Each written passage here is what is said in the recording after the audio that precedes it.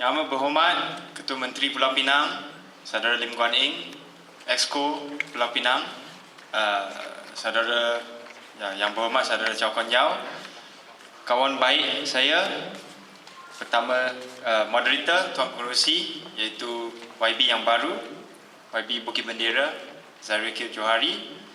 Satu lagi YB yang baru, juga kawan baik saya, Saudara Wak Rafizi, dan yang amat disanjungi Dr. Zulkifli Ahmad yang telah bertungkus lumus di arena politik untuk masa yang begitu lama.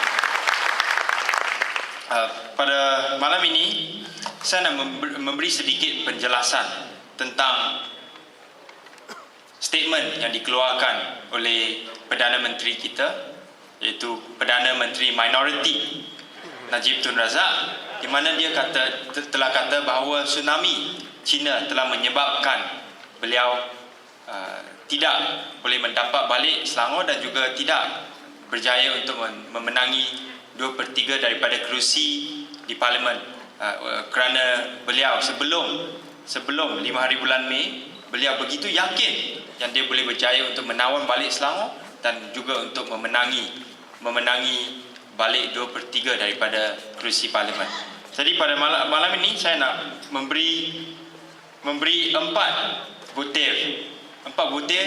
poin untuk menjelaskan bahawa sebenarnya bukan Chinese tsunami yang telah mengakibatkan Pakatan Rakyat memenangi majoriti undi, tetapi adalah Malaysian tsunami. Itu poin yang pertama. Poin yang kedua, saya nak menunjukkan bahawa Pakatan Rakyat adalah co-equal, di mana kerusi yang dimemenangi oleh Pakatan Rakyat begitu sama rata berbanding dengan Barisan Nasional yang sepatutnya dipanggil Barisan UMNO kerana UMNO dominasi Barisan Nasional. Dan ketiga, yang boleh dikatakan amat menggalakkan kepada saya ialah bahawa kajian saya telah menunjuk bahawa pengundi muda sememangnya menyokong Pakatan Rakyat dengan kuat sekali. Dan saya nak mengakhiri presentasi saya dengan membuat satu prediction di mana walaupun kali ini kita tidak berjaya untuk menawan Putrajaya, tetapi saya begitu yakin bahawa di PRU ke-14 itu kalilah kita akan memenangi Putrajaya.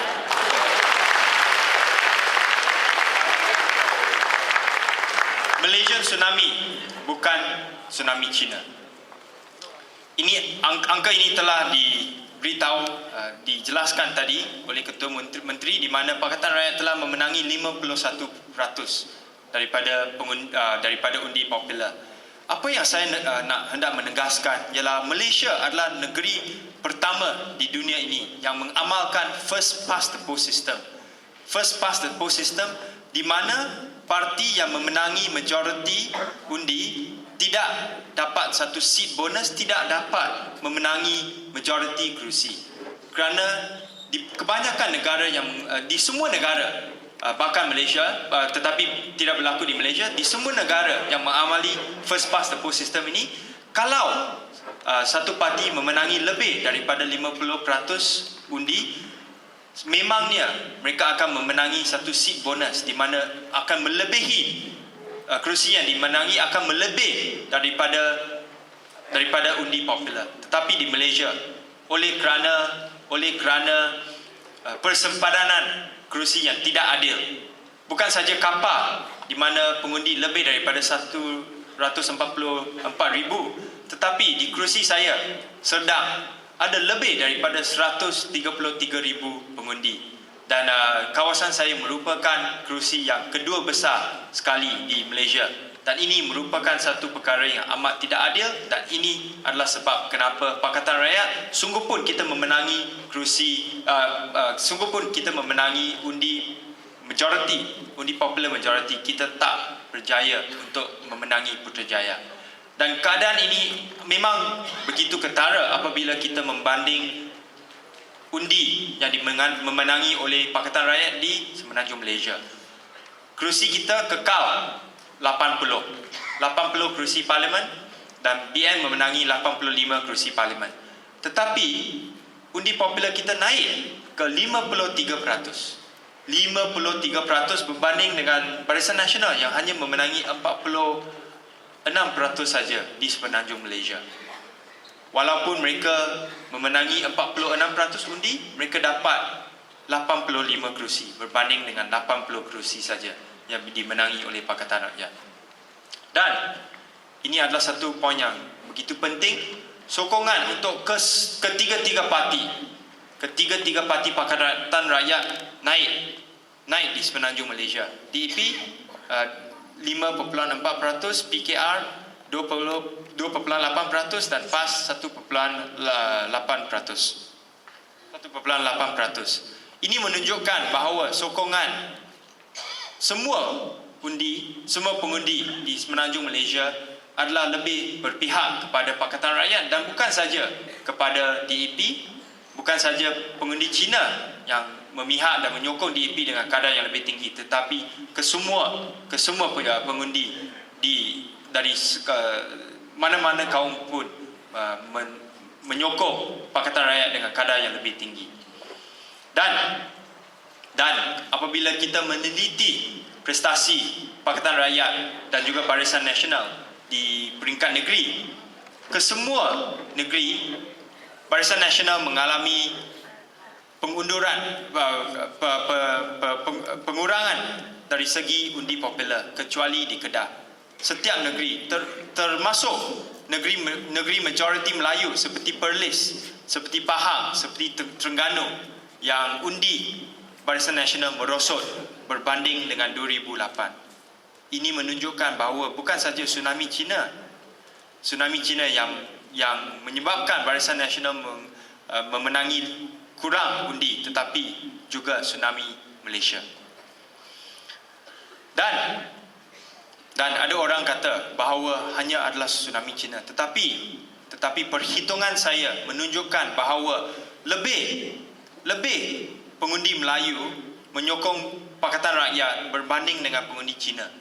Di semenanjung Malaysia, 2.31 juta pengundi Melayu sokong Pakatan Rakyat berbanding dengan 2.29 juta untuk kaum Cina, untuk pengundi Cina. Ini menunjukkan bahawa majoriti penyokong untuk Pakatan Rakyat adalah daripada pengundi Melayu. Walaupun kadar mengundi dan menyokong Pakatan Rakyat adalah lebih tinggi di kalangan pengundi Cina, tetapi pada perhitungan saya,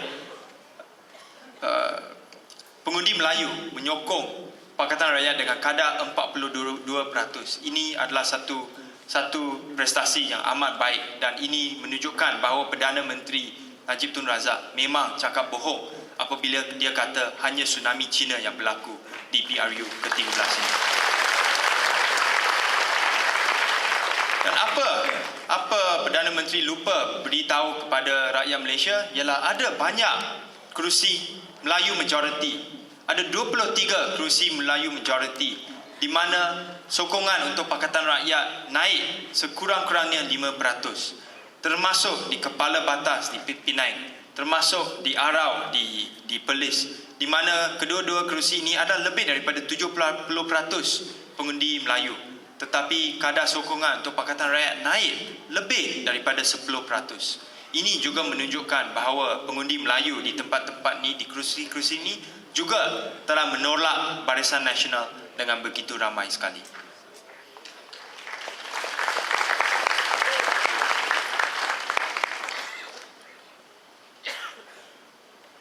Dan di Sarawak, kita tak boleh lupa Sarawak dan Sabah, kerana kedua-dua negeri ini merupakan kota kubu kuat dan benteng kuat Barisan Nasional, tetapi kita telah membuktikan bahawa tidak ada lagi fixed deposit untuk Barisan Nasional. Di Sarawak sebenarnya sokongan Barisan Nasional menurun di 18 kerusi, dan ini termasuk 8 kerusi majoriti Dayak, di mana kadar sokongan Barisan Nasional turun lebih daripada 10%. Apa yang sungguh sedih ialah di kerusi Saratok dan juga di kerusi Baram. Barisan Nasional menang dengan majoriti yang begitu tipis. 81 majoriti di Saratok dan di Baram hanya 194 undi saja. Jadi kalau Pakatan Rakyat meneruskan perjuangan kita di Sarawak, saya amat yakin bahawa di pilihan raya negeri apabila ia diumumkan dan dijalankan, Pakatan Rakyat tentu akan memenangi lebih kerusi, termasuk kerusi luar bandar di mana pengundi Dayak adalah majoriti. Dan di Sabah juga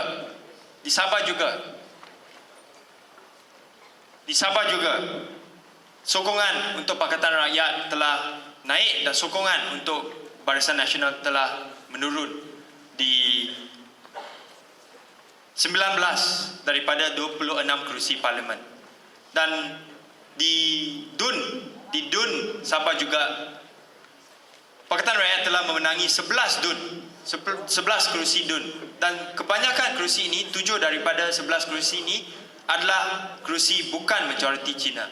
Ini menunjukkan bahawa di Sabah juga bukan saja pengundi Cina yang menolak Barisan Nasional, tetapi juga pengundi Bumiputera, termasuk pengundi Kadazan yang telah meningkat sokongan mereka untuk Pakatan Rakyat di Sabah. Jadi presentasi saya menunjukkan bahawa bukan saja di Semenanjung Malaysia, tetapi juga di Sarawak dan di Sabah kita boleh tengok bahawa sokongan Barisan Nasional telah menurun, dan kita akan meneruskan perjuangan kita di kedua-dua negeri ini dan untuk meneruskan perjuangan untuk menurunkan kadar sokongan Barisan Nasional. Poin yang kedua, butir yang kedua ialah untuk menunjukkan bahawa Pakatan Rakyat sememangnya pakatan yang co-equal. Bukan ada abang besar dan adik kecil, tetapi semua adalah sama rata. Kita boleh tengok bahawa di kerusi parlimen tidak ada satu parti di Pakatan Rakyat yang memenangi lebih daripada 50% kerusi. Yang terbesar sekali ialah DAP, tapi juga hanya memenangi 43% daripada kerusi parlimen Pakatan Rakyat.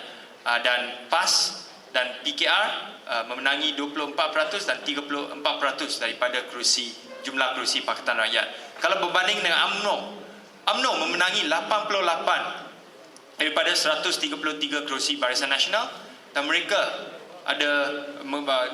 memenangi 66% daripada jumlah kerusi Barisan Nasional. Ini menunjukkan bahawa UMNO memang adalah abang besar di Barisan Nasional berbanding dengan parti-parti lain, komponen parti-parti lain di Barisan Nasional. Di kerusi DUN juga Pakatan Rakyat telah menambah baik prestasi di kerusi DUN. Kesemua tiga parti juga memenangi lebih kerusi DUN, termasuk PAS, termasuk PKR, termasuk DAP.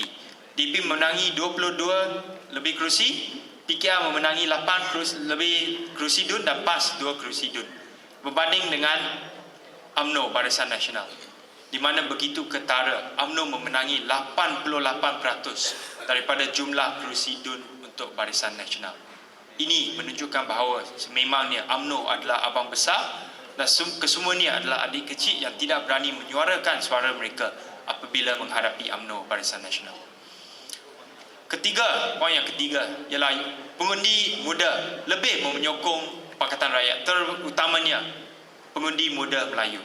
Saya menggunakan bukti daripada helaian mata surat di kawasan Parlimen Sedang, di kawasan saya, di mana kamu boleh tengok, tuan-tuan dan puan-puan boleh tengok di kawasan Kelabu yang saya menunjukkan di graf itu, di mana adalah tempat mengundi yang ada lebih daripada 50% pengundi Melayu, dan sokongan untuk saya, sokongan untuk DAP, untuk Pakatan Rakyat lebih daripada 50% juga. Termasuk di kawasan-kawasan tertentu di Bangi yang lebih daripada 90% pengundi Melayu, tetapi kadar sokongan kepada Pakatan Rakyat juga telah meningkat. Saya memberi beberapa contoh di sini, di mana semua ni adalah tempat mengundi yang lebih daripada 80% pengundi Melayu. Dan di setiap tempat mengundi ini, sokongan untuk DAP, sokongan untuk Pakatan Rakyat naik dengan begitu banyak. Dan apabila saya melawat semua kawasan ini, saya memberitahu mereka bahawa kerjasama yang begitu erat telah ditubuhkan di antara PAS dan DAP, di mana DAP sanggup menggunakan surat watika dan lambang bulan untuk menjadi calon, termasuk saya, termasuk Tuan Lim Guan Eng, termasuk YB Chow Kon Yeow, termasuk YB Zahiril. Kita ada 2 surat watika. Satu adalah surat watika DAP dan satu lagi adalah satu surat watika PAS. Dan apabila saya tunjuk surat watika di semua tempat majoriti Melayu, mereka memang yakin kepada Pakatan Rakyat, mereka tidak lagi ragu kepada DAP, dan keputusan ini menunjukkan dan membuktikan bahawa PAS dan DAP boleh bekerjasama untuk menuju ke Putrajaya. Dan apa yang lebih penting ialah apabila saya mengkaji saluran 1, iaitu saluran di mana kebanyakan pengundi adalah pengundi yang lebih daripada 50 tahun, dan juga saluran usia yang lebih muda, sokongan amat berbeza. Sokongan amat berbeza, di mana tuan-tuan dan puan-puan boleh tengok di mana saluran seperti Sungai Ramal Dalam, saluran 1 menyokong DAP hanya 26%, tetapi saluran muda menyokong DAP 51%. Perbezaan 23%. Ini menunjukkan bahawa pengundi muda memangnya tak takut lagi kepada DAP dan sanggup menyokong Pakatan Rakyat lebih daripada Barisan Nasional. Dan salah satu sebab ialah kerana di Pakatan Rakyat kita ada lebih calon yang tahu bagaimana menarik hati pengundi muda dengan menggunakan social media seperti Facebook dan seperti Twitter. Saya memang terkagum kepada saudara Rafizi Ramli kerana tim dia memang hebat dari segi social media, kerana 2 hari sebelum hari penamaan calon, saya telah membuat satu press statement untuk membongkar sijil yang diragukan yang didapati oleh calon Barisan Nasional di Selangor, yang didapati daripada universiti yang ragu di luar negara. Dan pada hari itu juga tim Rafizi Ramli telah membongkarkan perkara ini dan menggunakan grafik yang begitu menarik di Facebook dan mendapatkan begitu banyak share. Ini menunjukkan bahawa Pakatan adalah Pakatan Harapan Rakyat, terutamanya untuk rakyat muda di Malaysia. Dan saya nak menunjukkan satu bukti. Ini adalah lawan saya di Kedah, Datuk Yap Tian Hon. Selepas satu minggu, ini adalah Facebook dia, fan page dia. Selepas satu minggu, apabila saya kunjungi Facebook fan page dia, dia ada 30 like saja. Sekarang telah bertambah kepada 79 like. Ini saya cek hari ini juga, dan ini menunjukkan bahawa Barisan Nasional memang tak boleh diharapkan apabila dari segi social media. Mereka tak tahu guna social media untuk berdekatan dan juga menghubung pengundi muda. Dan saya nak mengakhiri dengan menunjukkan 5 sebab kenapa Pakatan Rakyat akan memenangi PRU ke-14. Pertama sekali ialah sekarang Barisan Nasional sedang takut. Mereka ada lebih kerusi berbahaya di kawasan parlimen berbanding dengan Pakatan Rakyat. Ada 52 kerusi berbahaya berbanding dengan 30 saja untuk Pakatan Rakyat. Dan ini menunjukkan bahawa kalau kita menangi lebih kerusi, lebih undi popular di PRU ke-14 ini, jikalau Barisan Nasional tidak tipu, tidak gunakan cara-cara politik kotor, sememangnya kita boleh menawan balik dan juga boleh memenangi lebih kerusi berbahaya Barisan Nasional dan juga mempertahankan kerusi berbahaya kita. Dan sebab yang kedua ialah saya yakin bahawa lebih banyak pengundi muda akan berdaftar diri, dan mereka saya telah membuktikan dengan menggunakan bukti daripada kawasan Kajang, lebih pengundi muda menyokong Pakatan Rakyat. Dan jikalau kadar mendaftar di kalangan orang muda menaik, saya yakin bahawa banyak kerusi berbahaya Barisan Nasional akan tumbang di PRU ke-14.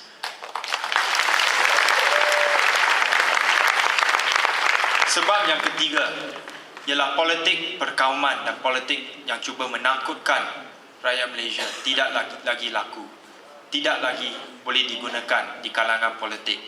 Dan di Penang dan di Selangor dan di merata-rata tempat ini telah dibuktikan, kerana memangnya ini bukan saja tsunami China tetapi tsunami Malaysia yang menyebabkan Pakatan Rakyat memenangi majoriti undi, dan ini akan diteruskan dan menjadi lebih ketara lagi di PRU ke-14. Sebab keempat ialah impak social media. Saya fikir bahawa banyak orang yang membaca surat khabar arus perdana, termasuk utusan, termasuk The Star, tidak lagi percaya kepada pembohongan dan juga fitnah yang dikeluarkan oleh surat khabar arus perdana. Dan saya yakin bahawa lebih banyak orang muda akan mendapatkan berita mereka daripada social media, di mana Pakatan Rakyat ada advantage berbanding dengan Barisan Nasional. Dan poin yang akhir sekali, kenapa kita akan memenangi PRU ke-14 ialah kerana infighting di Barisan Nasional akan meningkat. Kita juga saya telah mendapat berita bahawa sebelum Kabinet Barisan Nasional diumumkan, Dr. Mahathir telah mengeluarkan satu surat kepada Perdana Menteri Najib untuk beri dia satu warning. Warning ialah untuk tidak membenarkan ataupun tidak menamakan Khairy Jamaluddin sebagai menteri. Dan ini menunjukkan bahawa Dr. Mahathir masih ada pengaruh yang sangat kuat di Barisan Nasional. Dan ini saya yakin bahawa ketidakpuasan hati Dr. Mahathir dan juga lain-lain pemimpin UMNO akan menyebabkan UMNO berpecah belah apabila mereka mengadakan pilihan raya parti di hujung tahun ini. Dan bukan saja UMNO tetapi kesemua parti Barisan Nasional juga akan ada infighting yang sama seperti UMNO. Dan Pakatan Rakyat terus akan united, kita akan bersatu padu dan satu hati untuk menuju ke Putrajaya di PRU ke-14. Sekian saja. Terima kasih.